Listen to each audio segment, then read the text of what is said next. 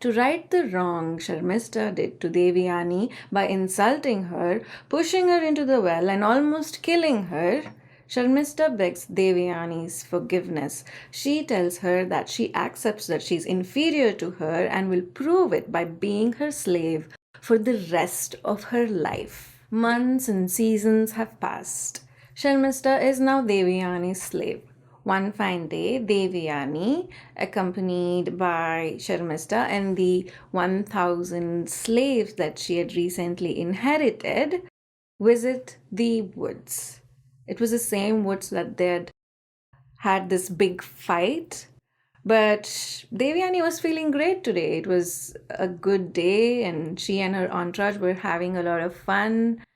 They played fun games, ate good food, and drank cooling beverages. And quite serendipitously, Devayani's paths cross with the man who had rescued her from the well. When the man sees all the women, he comes closer, and when he sees the beautiful Devayani, he's interested. But it seems like he doesn't recall her from before because he goes to her and asks for an introduction. Devayani introduces herself. Then she introduces Sharmishta to him. She tells him that this is a friend who is also her slave. And she sort of boasts about the fact that her slave is a royal. Wrong move, because now the man is interested in Sharmishta because he thinks she is also beautiful. He's curious about her, and this annoys Devayani. So she deflects his inquiries and distracts him with questions of her own. She is interested in him. He doesn't seem like an ordinary person. So she asks questions about him. She asks him who he was. That is when the man reveals that he is King Yayati. He tells her that he loves to hunt and often comes to this particular spot, and they talk for a little bit. And then Yayathi tells her that it's time for him to go. He says goodbye and he turns to leave when Devayani stops him. "Marry me," she tells him. At first, Yayathi refuses. He tells her that they cannot marry because she is the daughter of a Brahmana and he was a Kshatriya. Yayathi tells her that he doesn't think he is worthy of her. But Devayani tells him that Brahmana Kshatriya marriages were completely acceptable and they happened all the time. Besides, she says it's just technicality because he can also be called a rishi because he was highly educated. Also, she adds that because he pulled her out of the well by holding on to her right hand, it was only appropriate that he married her. What does that mean? Well, I think she's referring to the fact that in the Vedic wedding ceremony, the groom holds on to the bride by her right hand to walk around the sacrificial fire. I think she's trying to say that it is symbolic. And you will see this kind of talk a lot in the book. You held my right hand, ergo, we should get married. So Yayathi tries his best to dissuade her. He worries that her father won't be okay with the marriage. He's frightened that her father, the powerful Brahmana that he is, might curse him if he ever, even unwittingly, earned his displeasure. And this sentiment will prove to be prophetic. Devayani shoots down every one of his concerns. At last, Yayathi relents. "If your father agrees to this, I will marry you," he says. Devayani is ecstatic because she knows her father would not refuse her. She takes Yayathi to her father, she introduces them, she tells her father that this is the man who rescued her from the well and that she is interested in this man only and will only ever marry him. Shukra is concerned about the fact that it would be a mixed caste marriage, but he prioritizes his daughter's happiness. He gives the couple the blessing. Also important to note is that after their bitter argument, Kacha cursed Devayani that no rishi would marry her. So I guess that would mean that a Kshatriya, that to a king, would be Devayani's next best bet. Because she seems overly concerned about her social standing. So Yayati is not entirely convinced, however, and he is worried about it being a mixed caste marriage. So he asks Shukracharya to grant him a boon so as to not be negatively affected by this marriage. Shukracharya blesses the couple and tells Yayati to take care of his daughter. Shukracharya brings up the matter of Sharmishta and the 1,000 slaves who would all accompany Devayani to Yayati's palace. Don't ever betray my daughter with Sharmishta, warns Shukra in no uncertain terms. You must stay away from her and all will be good for you, Shukra tells Yayati. And no, Yayati does not stay away. A few years pass without incident. Sharmishta and the 1,000 slaves live in a place in the palace. Devayani and Yayati have children. They have 2 sons together. But Sharmishta is getting restless. She is older now and she's increasingly lonely. She wants a family of her own, which is pretty normal for a young woman like her, right? But it's tricky for her.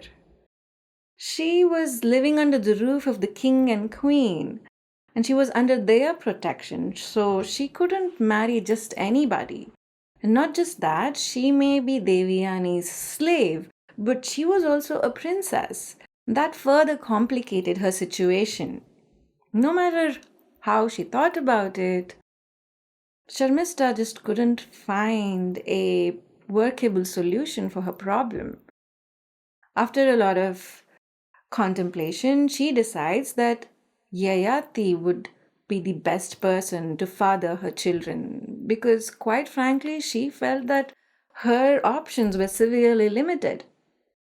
So, when an opportunity arises in the form of a meeting alone in the garden, Sharmishta takes it. She goes to Yayati and tells him that she wants to be a mother and she wants him to father her children. At first, Yayati balks at the idea. Not because he's not interested, he is, but because he's scared of Devayani and his father-in-law. But when Sharmishta lays out her reasons and explains the situation she is in, Yayati kind of feels bad and he agrees to have children with her. They decide to keep their relationship a secret. They both knew that they were playing with fire. But Sharmishta gets her wish. Pretty soon she becomes pregnant with her first child. Obviously, Devayani is curious so as to how that came about. Somehow Sharmishta is able to hide the truth. She doesn't exactly lie. She says something like, I met with a learned man and he granted me a boon and that's how I'm pregnant now. Devayani accepts the explanation because she has no reason to doubt Sharmishta's claims. So all is good. Until the farce blows up in all of their faces, as these things tend to. A few more years pass. Devayani is living in blissful ignorance. Sharmishta has 2 more sons, so she has 3 sons with Yayati now. One day, Devayani, accompanied by Yayati, were walking in the forest. Just as they enter the forest, they see 3 young, beautiful boys playing together. Devayani is curious about them. It is strange. They bear a striking resemblance to Yayati. This is suspect. Who are your parents? She asked the boys. The boys reveal that Sharmishta was their mother, and then they turn and point to Yayati. He is our father, they say.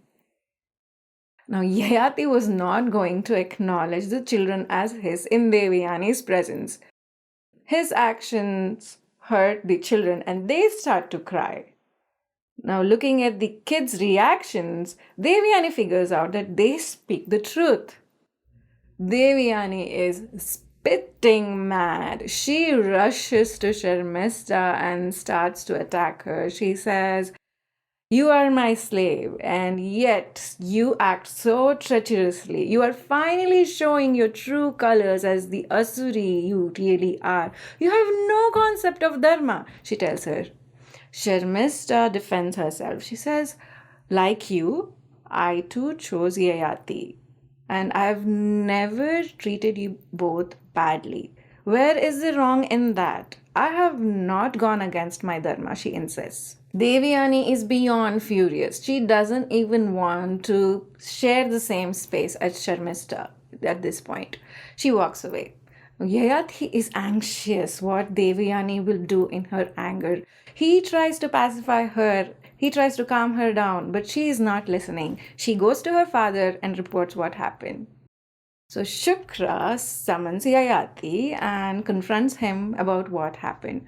Yayati tries to defend his actions. He tells him that Sharmista pleaded him for children and so he could not refuse her. Shukracharya is not buying any of that.